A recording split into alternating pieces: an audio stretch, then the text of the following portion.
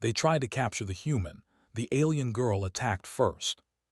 It was neither human nor fully alien, built by a coalition of species who sought a neutral ground for commerce and conversation. Its corridors were wide and softly lit, and every surface hummed with quiet energy. Elias Rowan, the human envoy, stepped onto the platform, his boots making soft thuds that seemed unusually loud in the station's open expanse. He had trained for this moment for years, preparing to represent humanity to the stars, yet the first sight of the station brought a strange mixture of awe and anxiety. Machines moved around him, not clumsy like the old human automatons, but precise, almost fluid. Aliens of all shapes and sizes moved about with calm purpose. Some had wings that shimmered in strange colors, others had limbs that bent in directions Elias had never thought possible. Every glance brought a new puzzle, a new question. Elias adjusted the strap of his bag, containing all the human artifacts he had brought: a small music player, a book of stories, a bottle of earth water sealed for centuries, and a few trinkets meant to spark curiosity. He reminded himself not to rush. Patience was as much a human tool as curiosity, and today both would be tested. At the heart of the station, in a glass chamber that reflected the stars outside, waited Valeth. She was a young operative of the Cathari Concord, the dominant species on the station. She had been trained to observe, to measure, to anticipate, and if necessary, to neutralize any threat to the delicate balance of the station.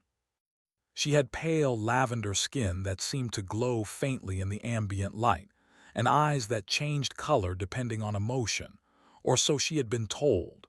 To most, she appeared serene, composed, the perfect image of a diplomat. But today, a secret instruction weighed on her. The human was to be studied, yes, but if he proved too unpredictable, he was to be contained. As Elias approached the chamber, the sliding doors hissed open. Valeth stepped forward, graceful and deliberate. "Welcome to the station," she said, her voice melodic yet formal. Elias nodded politely, bowing slightly. He did not yet understand the full spectrum of alien customs, but he had learned early that respect was universal. "Thank you," he replied, choosing his words carefully. "It is an honor to meet you." His accent was strange, his tone warm, and yet there was a calm certainty that radiated from him. Valeth studied him for a moment, analyzing posture, eye movement, the subtle tension in his hands. He was human, yes, but he was different from the humans she had read about. Most humans were cautious, fearful even, when stepping into unknown alien territory. Elias seemed to absorb the environment, almost as if he were welcoming it. "Please follow me," she said, motioning toward the chamber. Elias obeyed, stepping carefully but without hesitation. He noticed every detail: the soft vibration of the floor beneath his feet, the slight curve of the walls, the way the light reflected in tiny prisms. Valeth guided him to a seat that seemed to float above the floor. As he sat, she activated a subtle field around the chamber, a non-physical containment measure designed to influence thought patterns to encourage compliance. It was not harmful, not violent. It simply nudged the mind toward obedience. Elias blinked once, then tilted his head.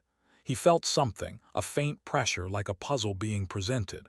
Most beings, Valeth knew, would flinch, panic, or retreat. He did none of those things. Instead, he smiled faintly. "Interesting," he murmured. "A very unusual welcome." Valeth's eyes narrowed slightly. She had not expected speech, certainly not a calm reaction. "It is a protocol," she said evenly. "All visitors experience a standard orientation." "Protocol," Elias repeated. "I see. So this is like a test." His tone was playful, yet his eyes were sharp. "I'm not sure who is being tested, the human or the station." Valeth did not answer immediately. She was trained to be patient. The containment field subtly increased in intensity, just enough to create mental friction without harm. Most would feel a slight unease, a push toward compliance. Elias, however, leaned back and chuckled softly. "You know," he said, "I read about your species before coming. You're precise, methodical, but predictable in some ways. Funny how curiosity often trumps control." Valith froze, surprised. His words were clever, carefully measured. They revealed insight without arrogance. Most humans would have panicked or at least reacted defensively. Elias seemed to understand the logic of the field, or perhaps he had found a way around it. "What do you mean?" she asked cautiously. "I mean," he said, his gaze sweeping the chamber, "that control is a tricky thing. I imagine you are used to predicting outcomes, but sometimes the outcome surprises you, especially when the participant is unexpected." Valith felt a twinge of doubt. This human was not only calm but perceptive. He could see through layers of influence that most of her subjects could not. That was dangerous, in a way the Kethari conquered did not like. Elias stood and began to walk slowly around the chamber. "Tell me," he said, pointing to the glowing panels on the walls. "Do these show commerce data, social dynamics, or are they just decoration?" "They are functional," Valith replied, a hint of irritation in her voice. "They allow us to monitor station activity and ensure order." Elias nodded thoughtfully. "Order, yes, I understand. But sometimes order can be restrictive, can't it? Too much order can hide opportunity." He paused. "I wonder, do you see opportunity or only patterns?" Valith hesitated. No one had ever challenged her like this. Humans were expected to be adaptable, yes, but also fearful. Elias was neither. "You are curious," she said finally, almost as a statement rather than a question. "I think curiosity is universal," he said. "It is what keeps species alive, what helps us grow. Even in the darkest corners of space, curiosity is what brings light." Valith studied him, trying to sense if he was bluffing, if there was some hidden strategy. But Elias' sincerity was palpable. His calm energy radiated across the chamber, filling the space in a way the subtle containment field could not counteract. "You do not fear this field," she said. Elias smiled again. "Fear is not always useful, understanding is." For a moment, Valith allowed herself to be impressed. Humans were supposed to be chaotic, difficult to predict, but Elias was more than unpredictable. He was illuminating. She felt a shift within her, subtle but undeniable. This human would not be contained through intimidation or logic or subtle pressure. He would adapt. He would observe. He would influence. She decided to test him further, not with aggression but with curiosity. "Tell me, human," she said, "what is it that you hope to achieve here?" Elias paused, considering. "I hope to learn, to understand, to make connections, and perhaps," he said with a faint grin, "to leave behind a memory that is worth remembering." Valith raised an eyebrow. "A memory? Yes," he said. "Even in a galaxy full of data, facts, and patterns, it is the memory of interactions that shapes civilizations. Knowledge without context, without connection, is incomplete." The young Kethari was silent. She had expected negotiation tactics, promises, threats even. Instead, she was confronted with something far more human: perspective. Elias walked back to the seat and sat down, hands folded neatly on his lap. "I do not intend to disrupt your order," he said. "I simply wish to understand it, and in return, perhaps, you will learn about humans." Valith felt a small warmth in her chest. She could sense the change within the station itself. The field she had activated was still present, humming gently, but it had lost power over him. The human's mind was not resisting. It was negotiating, interacting, bending the rules without breaking them. For the first time in her career, Valith realized something important.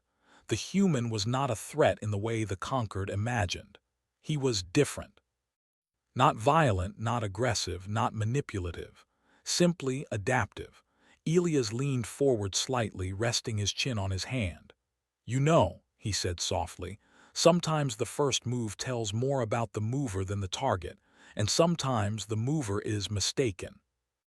Valith stared at him, realizing with a shock that he was referring to her. She had been the first to act, the one who had initiated the containment protocol. She had assumed she held the power, but Elias had subtly inverted the situation. She had acted prematurely, revealing her own uncertainty. The chamber was silent except for the soft hum of the station, and in that silence, Valith felt a strange mixture of admiration and unease. The human had survived the first encounter, not by resisting, not by fighting, but by being human.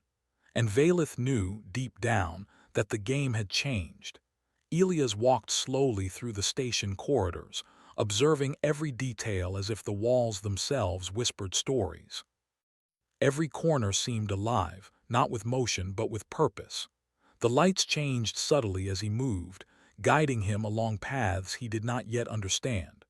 Valith followed silently, a few steps behind, her curiosity now mingled with caution. The station was a maze of open plazas, floating platforms, and transparent tunnels.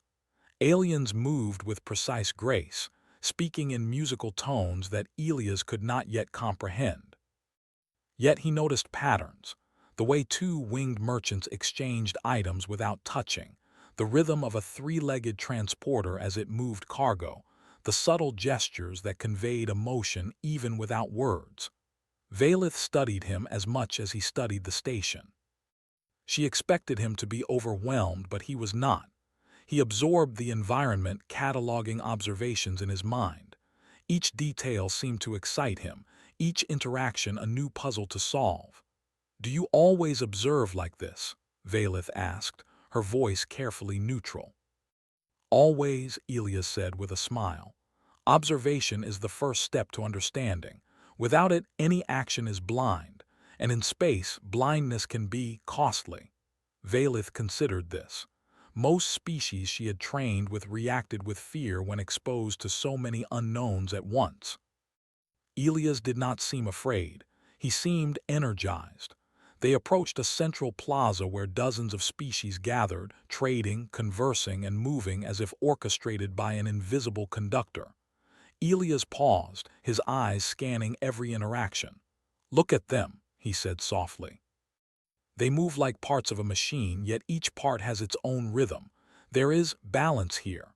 Valith nodded, though she did not trust his analysis. Balance was not something humans usually understood. They were chaotic, unpredictable. Yet this human's perspective was oddly precise, like a lens that focused chaos into meaning. A group of smaller aliens approached, carrying crates of goods. Their limbs moved in complicated patterns, yet Elias noticed something subtle. One of the crates wobbled dangerously. Without hesitation, he stepped forward and steadied it with a single hand. The aliens looked at him, startled, then nodded in appreciation. "Thank you," one said in halting Cathari speech. Elias smiled. "No problem, I like helping." Valith's eyes widened slightly. Most humans would have avoided involvement. They would have waited for instructions. Elias acted without orders, without fear, without hesitation. As they continued, Elias began asking questions, not about the technology or the rules, but about the people themselves. He asked about the merchants' favorite goods, the meaning of certain gestures, and the stories behind the floating symbols on the walls. Valith listened, silently noting how he connected with each individual quickly, even with the language barrier. "They are surprised by you," she said finally. "They are surprised by curiosity," Elias corrected. "Most species don't expect it, they expect efficiency, obedience, patterns. Humans, we surprise others by simply paying attention." Valith was struck by his observation. It was true. By listening, by noticing, Elias had already begun to influence the environment without force. The merchants now lingered near him, sharing small stories in broken Cathari language, pointing to objects, demonstrating customs. Elias responded with gestures, laughter, and careful mimicry. Valith realized that the containment attempt she had made earlier was pointless. Elias had not only neutralized it mentally, but he had also begun to turn the station's inhabitants into allies through something as simple as attention. They arrived at a central lounge area, a place where diplomats usually met for introductions. The space was circular, with seats floating above the floor and walls displaying images of the stars beyond. Elias sat, placing his hands on his knees, and observed the room. "Most species here are cautious," he said, more to himself than to Valeth. "They measure threats constantly, watching reactions, calculating risk, but fear often limits understanding. Curiosity opens doors." Valeth frowned. "You speak as if you know everything," she said. Elias shook his head. "I know very little," he replied. "But I do know how to learn, and learning requires interaction, observation, questions, sometimes patience, and sometimes humor." Valeth blinked. "Humor? In a diplomatic environment?" Elias noticed her skepticism and smiled faintly. "Humor is a universal language," he said. "Even if the words are strange, the meaning can be felt." He stood and approached a floating screen, tapping it lightly. Data appeared in patterns she did not recognize, yet Elias began pointing to sequences, asking questions, interpreting symbols. Valeth watched as he connected threads that even she had missed. His mind worked differently, not faster, not stronger, but in ways that seemed impossible. "You learn quickly," she said, unable to hide a note of admiration. "I listen," he said simply. "That is half the battle. Understanding comes from paying attention, not assuming control." For hours they moved through the station. Elias interacted with various species, learning small customs, sharing stories of Earth, and demonstrating human problem-solving. A transporter had a malfunctioning arm. Elias watched the sequence, then suggested a minor adjustment. The transporter worked again, and its operator thanked him warmly. In the background, Valeth observed. The containment protocols were useless. Her instructions had assumed humans could be forced, guided, or predicted. Elias was neither forced nor guided. He created influence through curiosity, cooperation, and empathy. "Why do you not fear them?" she asked eventually. "They are so different, so unpredictable." Elias looked at her, his expression thoughtful. "Fear is a choice," he said. "But understanding is a bridge. Fear destroys bridges. Understanding builds them." Valeth was silent. She had been trained to anticipate every possible scenario, every risk. And yet here was a single human, walking through the station, creating bridges with every step, every gesture, every word. They arrived at a quiet observation deck, overlooking the sprawling station. Stars stretched infinitely beyond, distant suns casting faint glows across planets. Elias leaned on the railing, taking it all in. "Do you ever wonder," he said softly, "why we explore? Why humans leave the safety of their home worlds?" Valeth considered. "Curiosity," she replied cautiously. "Curiosity is part," Elias agreed. "But it is also hope. The hope that we can connect, understand, and grow, that there is more than our own narrow perspective, that the universe is alive and that we are not alone." Valeth studied him, noting the calm intensity in his voice. Most species spoke of expansion, conquest, efficiency. Elias spoke of connection, of empathy, of learning. A group of young aliens approached, their forms awkward, limbs bending in unfamiliar ways. They were shy, observing from a distance. Elias knelt slightly, smiling. "Hello," he said softly. "I'm Elias. What's your name?" The aliens murmured among themselves, then one stepped forward. "We are Leary," it said in a soft tone. Elias nodded. "Nice to meet you, Leary," he said warmly. "Would you like to show me something you like about the station?" The small group hesitated, then slowly began guiding him, pointing to displays, gesturing toward floating gardens, demonstrating their customs. Valeth watched in amazement. The human had not commanded, coerced, or threatened. He had simply invited interaction, and the young aliens responded willingly. "You are remarkable," Valeth said finally, unable to hide her astonishment. Elias smiled faintly. "I am human," he said simply. "We tend to adapt." Valeth shook her head, realizing the truth of it. Adaptation did not come from power, control, or aggression. It came from understanding, curiosity, and patience. Elias embodied all three, effortlessly navigating an alien environment that was supposed to be hostile, or at least cautious, toward him. Hours passed, yet Elias remained undeterred, moving from one group to another, asking questions, listening, sharing stories. He did not tire, did not complain, did not falter. The station itself seemed to respond, slowing its pace, adjusting to his presence in subtle ways. By the end of the cycle, Valith understood something fundamental: containment, protocol, control. They were meaningless in the face of a species that could connect without force, adapt without hesitation, and influence without coercion. Humans were not predictable, but neither were they dangerous in the ways the conquered feared. Elias turned to her, eyes bright with quiet satisfaction.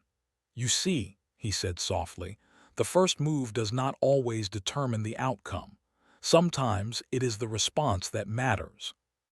And sometimes the response changes everything." Valith stared at him, feeling a mixture of awe, unease, and respect. She had acted first, assuming control, but Elias had turned the situation inside out. He had not resisted in the way she expected. He had transcended resistance. The station hummed quietly around them, the stars stretching infinitely beyond. And in that vastness, one truth became clear to Valith: humans were not just another species to monitor. They were a force of adaptation, of connection, of influence. And the galaxy would never be the same for having encountered them. For the first time, Valith questioned her instructions, her doctrine, her assumptions. The human had not only survived the first contact, but he had also rewritten the rules, simply by being himself. And Valith knew, with a certainty that both excited and frightened her, that this was only the beginning. The following cycle on the station began with a quiet shift in the atmosphere. News of the human who had walked through corridors, observing, learning, and connecting without fear, had spread faster than any official announcement. Small groups whispered about him, trading stories of his curiosity, his calm demeanor, and his unexpected understanding of the station's complex systems. Some species watched from a distance, unsure if he was a threat or a marvel, while others edged closer, drawn by a quiet fascination they did not fully understand. Valith moved through the same corridors where she had first guided Elias, but now her steps were lighter, cautious, yet tinged with admiration. She had spent long hours observing him the previous cycle, cataloging every interaction, every word, every gesture. And the more she observed, the more she realized that he was unlike any species she had ever studied. Humans adapted not only to their environment but to the minds of others. They understood without needing to dominate. They influenced without imposing. Elias approached her in the observation deck, the same place where they had concluded the previous cycle. He was watching a small group of floating displays, their symbols shifting and glowing in patterns that seemed almost musical. "Good morning," he said, smiling warmly. "I hope the cycle has started well for you," Valith nodded. "It has," she replied, "and for the station as well. The species here, they speak of you, they are curious." Elias chuckled softly. "Curiosity is contagious," he said. "It spreads faster than fear, faster than suspicion. It grows in ways you cannot always predict." Valith considered this. In her experience, fear and caution had always guided interactions with new species. But the human seemed to demonstrate that curiosity and openness could achieve results that control and caution never could. They walked together toward the central plaza, where the morning activities of the station were in full motion. Aliens moved about with their usual precision, yet there was a subtle change. Some paused to observe Elias as he passed, whispering in tones that Valith could not fully understand. Others approached him, eager to show him objects, demonstrate gestures, or share small stories. Elias smiled at each interaction, listening attentively, asking gentle questions, responding with warmth and humor. He seemed to thrive in the attention, yet he did not seek it. His presence inspired trust without demanding it. Valith followed him silently, watching as he knelt beside a small transporter unit, observing its mechanisms and speaking to its operator with a patience that bordered on reverence. "You understand quickly," one of the young aliens said, its voice soft. "How do you know what to do?" Elias shrugged. "I don't know everything," he said. "I just pay attention, I listen, and I try to understand." The operator blinked, clearly impressed. "We have not seen this approach before," it said. Elias smiled. "Most species approach problems as if they are puzzles to dominate. I see them as stories to understand." Valith felt a growing unease. She had been trained to anticipate threats, to prepare for every eventuality. And yet this human had introduced a new factor into the station, one that could not be predicted or contained. He did not follow patterns. He did not act with force. He acted with thought, with curiosity, with empathy. The conquered surveillance systems, which usually catalogued every move, now recorded Elias as an anomaly. His actions could not be categorized as aggressive, cooperative, or neutral. He was something entirely new. Later, Elias found himself in a quiet garden that floated within the station, a cluster of bioluminescent plants suspended in clear spheres. The light cast gentle shadows across the walls, creating an atmosphere of calm. Valith followed, remaining at a respectful distance. "You seem to enjoy this place," she said cautiously. "I do," Elias replied. "There is something peaceful about observing growth, about seeing life continue in harmony. It reminds me that connection can exist without domination." Valith considered this. The Cathari conquered had long believed that intelligence must be contained, guided, or controlled to prevent chaos. Yet here was a human, interacting freely, creating trust and understanding without coercion. His method was simple, yet profoundly effective. A small group of young aliens approached the garden, hesitant at first, then curious. They watched Elias with wide eyes as he crouched to examine a glowing plant, tracing its lines gently with his fingers. He spoke softly, explaining his fascination with earth plants, with human gardens, with the ways in which species nurtured life. The young aliens listened, captivated. They did not understand all his words, yet his tone, his gestures, and his genuine interest conveyed meaning beyond language. Valith watched silently, realizing that the human's influence extended far beyond conversation. He inspired others simply by being attentive, by showing care, by demonstrating curiosity. As the cycle continued, Elias encountered representatives of the station's governing council. They were cautious, their gestures formal, their tones measured. Yet Elias spoke with confidence, addressing questions with honesty, demonstrating understanding without arrogance. He did not challenge authority. He did not demand recognition. He simply shared perspective, and in doing so, he earned respect. Valith observed a subtle change in the council. Members who had previously been skeptical or cautious now listened more attentively, engaged in conversation, and even sought Elias' opinion on minor matters. His approach did not seek to dominate or manipulate. It sought to connect, to understand, and to contribute.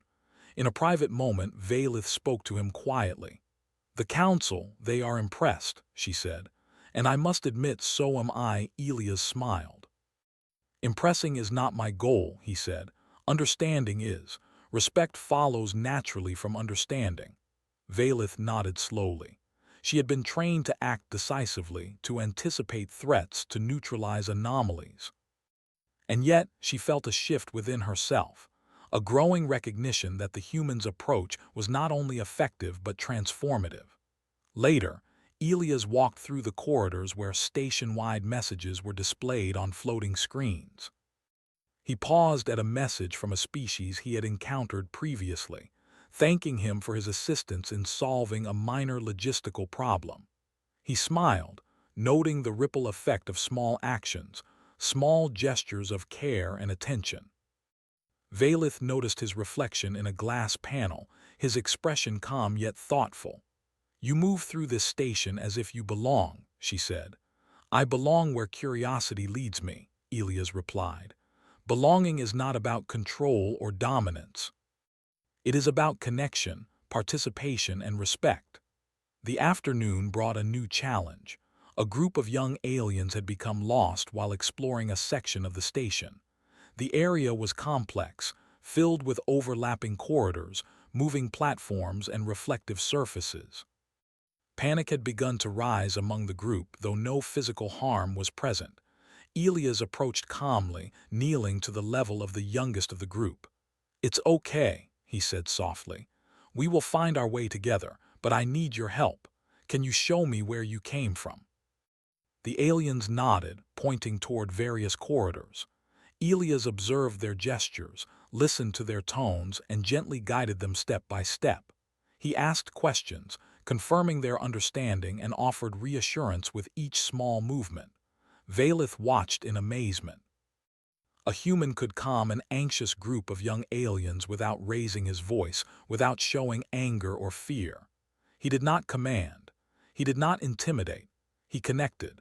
And in doing so, he solved a problem that most species would have approached with alarm or force. By the time the group was safely returned to their guardians, word of Elias' actions had spread further.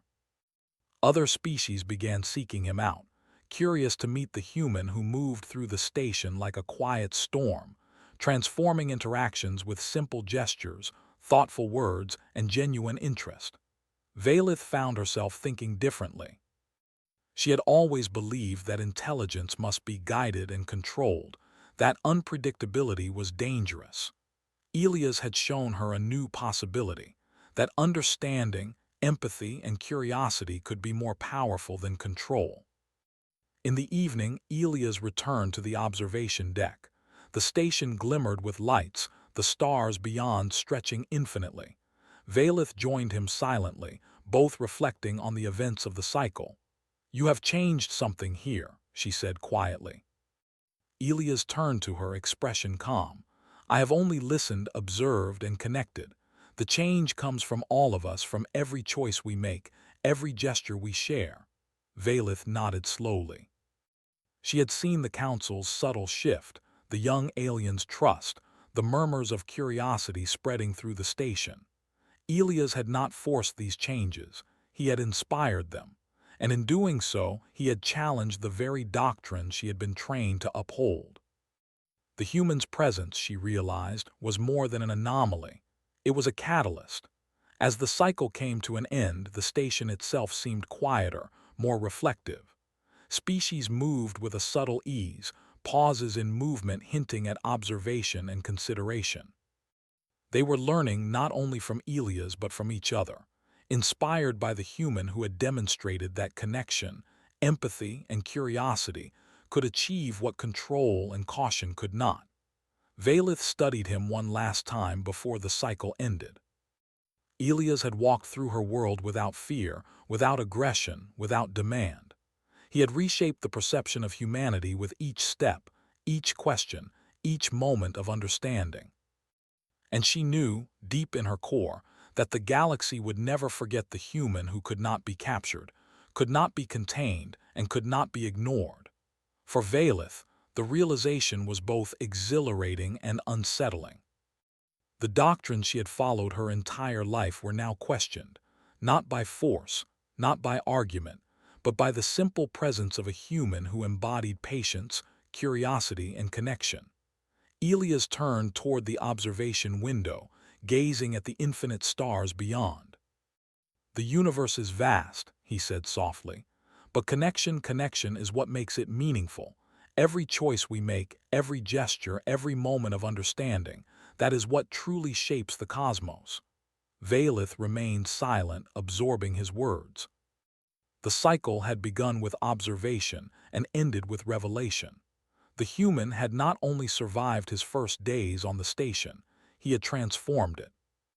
And the station, for all its complexity, its rules, and its doctrine, had learned something fundamental. Humans could not be predicted, controlled, or contained. They adapted, they connected, they influenced, and in doing so they changed everything. Valeth knew the next cycle would bring new challenges, but she also knew this: the human would not simply face these challenges. He would transform them as he had transformed the station itself, not through force, but through understanding, curiosity, and the quiet power of being human. And the galaxy, though still vast and full of uncertainty, had already begun to notice. The council chamber was larger than anything Valeth had seen before, a domed room with seats arranged like the spokes of a wheel. Representatives from the major species on the station sat in their places, their faces and gestures formal and careful. Light moved across the dome in slow bands, changing color with each speaker's turn. At the center of the room, a hovering platform waited for Elias. He stood on it with his hands folded in front of him, calm and still, as if he were only another guest at a dinner table. Valeth felt her pulse quicken. This was the moment she had tried to avoid and now could not. The Conquered had called this meeting after days of whispers and small debates. Some members wanted to brand humanity as unregulated intelligence and place limits on their movements. Others suggested the human should be expelled. Valeth had been ordered to present a report backing containment. She had planned a tidy argument. Humans were unpredictable. Unpredictability meant risk. Risk required control. But the days walking beside Elias had changed what she saw. The neat argument now felt dishonest. When she stood to speak, the room leaned into silence. Valeth's voice was clear but not loud.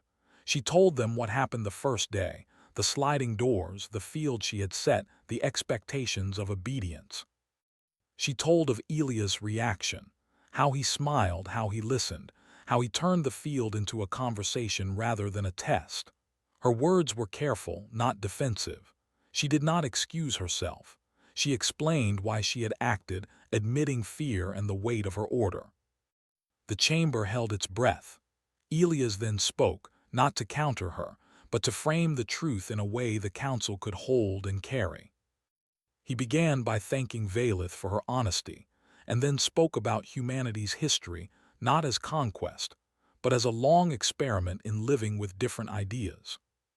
He described small human moments, friends who learned each other's jokes, neighbors who shared food after storms, strangers who would trade songs at a border crossing. His language was plain. He did not make grand promises. He offered instead a simple proposal: assume risk together and build a structure for mutual learning. The council listened, and as they listened, assumptions shifted like sand underfoot. One of the older members, a representative of the winged merchants, argued that the station's history required caution. Their people had suffered from new species that brought sudden change. Another member, a soft-spoken negotiator from the Traders Guild, spoke of the surprising economic benefits of new connections. The debate was long and careful, punctuated by questions that tested Elias' patience and Valeth's conviction. At one point, a counselor asked Elias directly if humans could be trusted to follow the station's rules. Elias did not dodge. He said humans make mistakes. They sometimes fail to understand other cultures. They sometimes act selfishly. But he also said humans learn fast when they are treated as participants rather than prisoners. He offered a concrete idea, a transparent exchange program. Human envoys would be given structured roles in the station: liaisons, problem solvers, cultural ambassadors, with clear responsibilities and accountability. The station would, in return, open its resources and records for collaborative study. If a human envoy breached trust, the community would judge them openly, with evidence and shared governance. No secret holds, no hidden containment.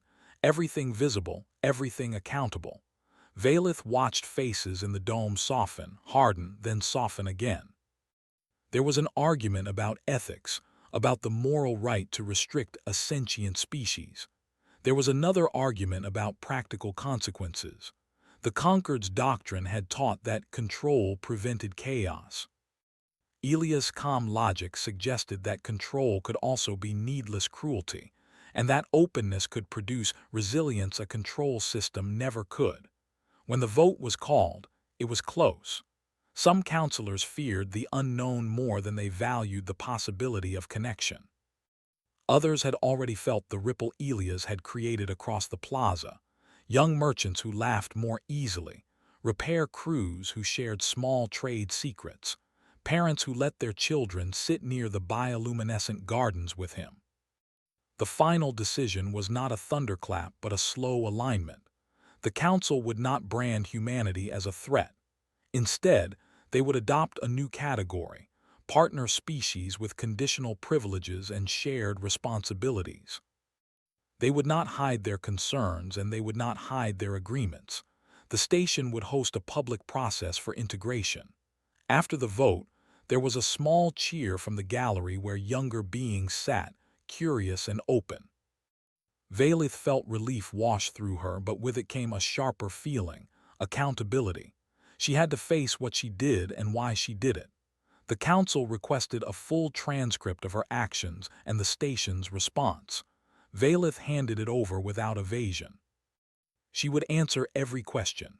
Outside the chamber, the station thrummed with talk. Not all voices were kind, but many were curious. Small circles formed in the plazas and spoke of human stories. A laughter circled through the market that had not been there before. Elias walked through it all with quiet confidence. He greeted people by name when he remembered them, by gesture when he did not. To Valith, he was the same man who had turned the containment field into a conversation, but now she saw how his presence had seeded courage in others. She did not leave him alone. That evening, she sought him on the observation deck. Stars draped the black like lanterns. The station's hum felt softer at night, and in it Valith found some space to speak plainly. She told Elias about the council's doubts and her role in the first attempt to contain him. She expected anger, perhaps a lecture. Instead, Elias listened and then thanked her for telling the truth. He said he understood fear.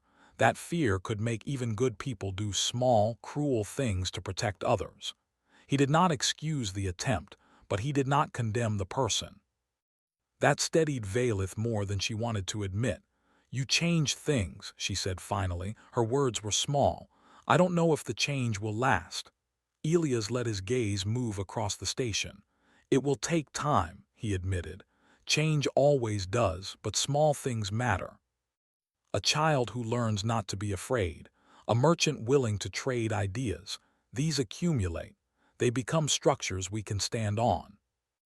Valith thought of the young aliens he had helped when they were lost, of the transporter operators who had smiled at his small adjustments, of the counselors who blew hot and cold until they could choose honesty over fear. She felt her own doctrine shift under her like warm sand.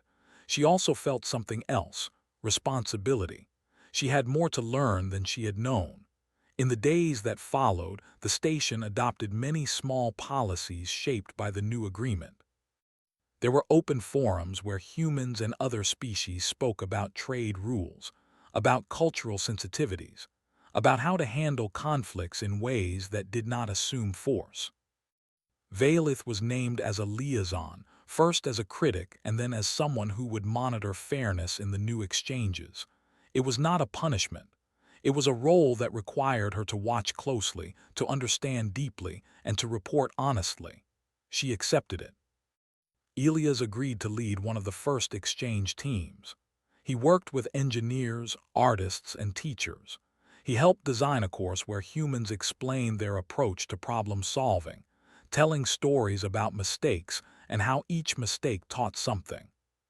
He also learned from others: how the winged merchants negotiated using rhythm, how the transporters used visual cues, how the gardeners cultivated trust as carefully as any plant. The most surprising thing to Valith was not the policies or the votes. It was how quickly other species began to ask for human envoys.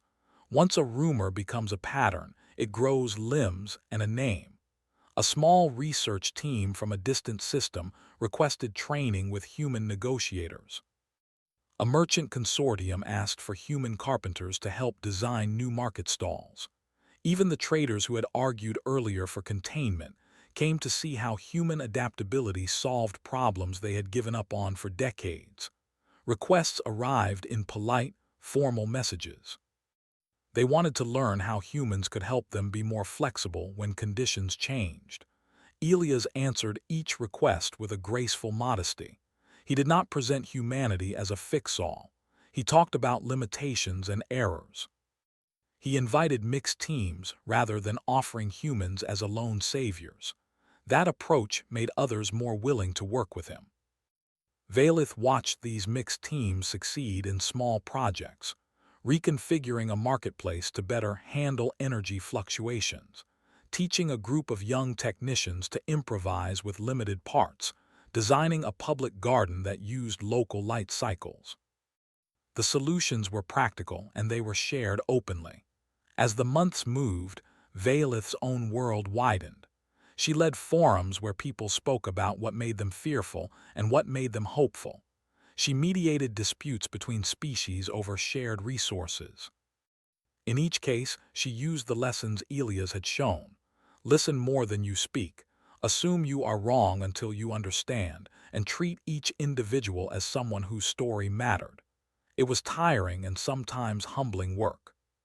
But she found it rich, and she felt herself change into a person who could carry more than fear.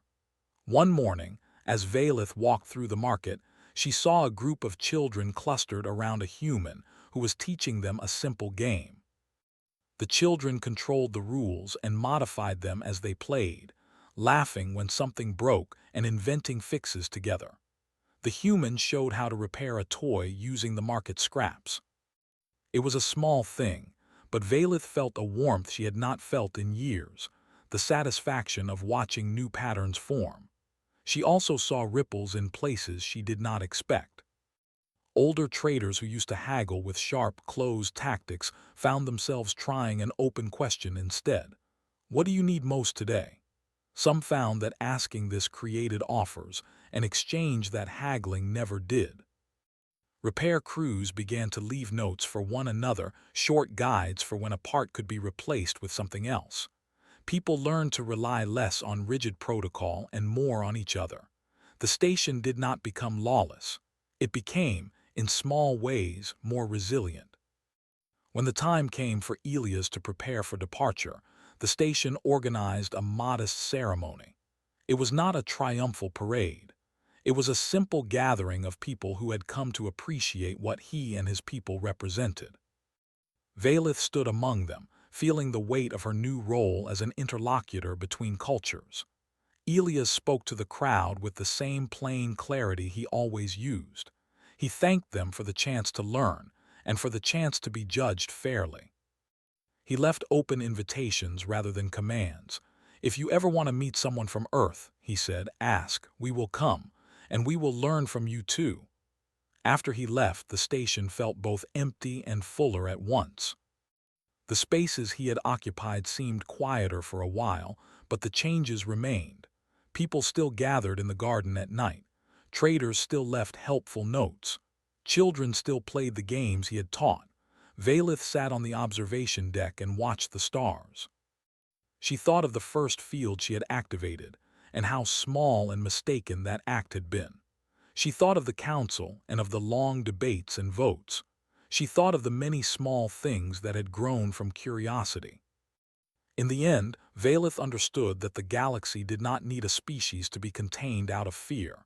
It needed neighbors who could stand in the open and say, I do not know, teach me.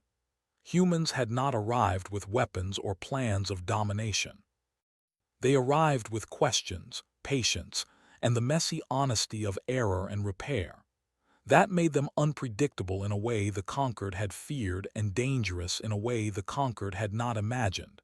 They were dangerous to assumptions. Valith smiled at the thought and felt something like hope. The station had changed. She had changed. The galaxy would take longer, but she believed now more than ever that small, honest choices could ripple outward and build something stronger than any field of containment. She turned from the stars and walked back into the station, ready to listen, ready to learn, and ready to play her part in a world that had become more open simply because one human chose to be himself. They tried to capture the human. The alien girl attacked first.